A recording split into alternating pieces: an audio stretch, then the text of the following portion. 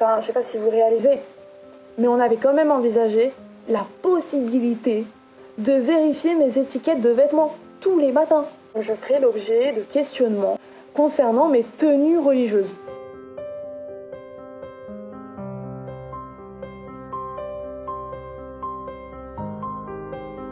Les premiers temps, tout se déroule de manière habituelle.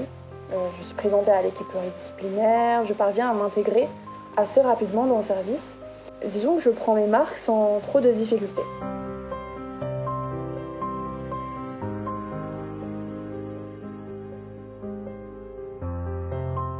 La RH nous reçoit, elle se présente à moi.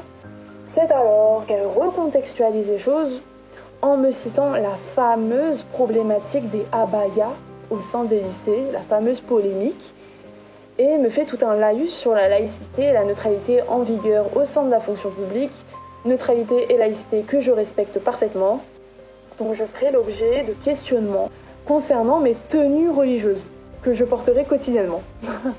Alors assez déconcertée par une telle convocation, étant donné que je ne porte aucun signe religieux, ni dans la vie quotidienne, ni sur mon lieu de stage. Enfin, je sais pas si vous réalisez, mais on avait quand même envisagé la possibilité de vérifier mes étiquettes de vêtements tous les matins.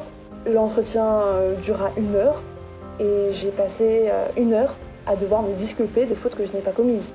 Je me suis vue contrainte de communiquer la prétendue symbolique que je mettais derrière mes robes longues et mes jupes tout aussi longues. Donc je me suis vue dans l'obligation d'argumenter sur la manière dont je perçois la pudeur, la féminité. Je réponds en appuyant sur le caractère non nécessairement religieux de ces valeurs-là.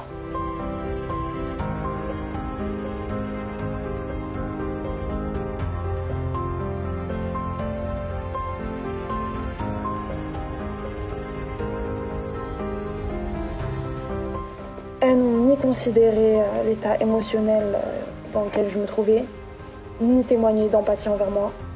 Je me suis sentie acculée et diminuée dans mon individualité et j'ai pris soin de leur communiquer mon ressenti. J'ai eu l'impression de subir un traitement différencié. Je pense que ça a grandement à voir avec mon prénom, mon nom de famille et mes origines. Et surtout, la religion qu'on me prête et que je n'ai jamais évoquée dans le cadre de mon stage. J'ai décidé de contacter le service juridique du CCIE. Donc la situation elle est assez loufoque. Moi-même, je ne pensais jamais devoir contacter le CCIE pour de tels faits qui me sont reprochés. Mon dossier a été traité en urgence et très vite, une avocate m'a contactée. Elle a su parfaitement me rassurer, me confirmer le caractère illégal de ce qui était en jeu, tout en me donnant des outils juridiques pour ma 2e convocation, pour m'y préparer au mieux.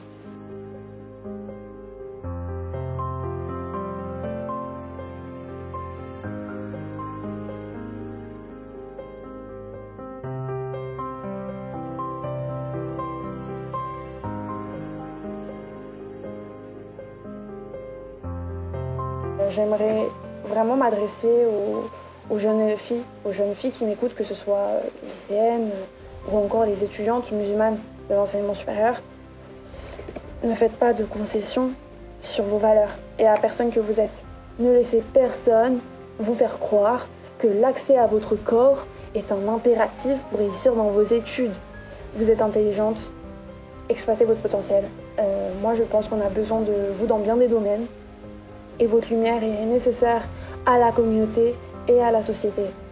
Faites des choix, quitte à vous tromper. Ce n'est pas dramatique. Vous apprendrez également de vos erreurs.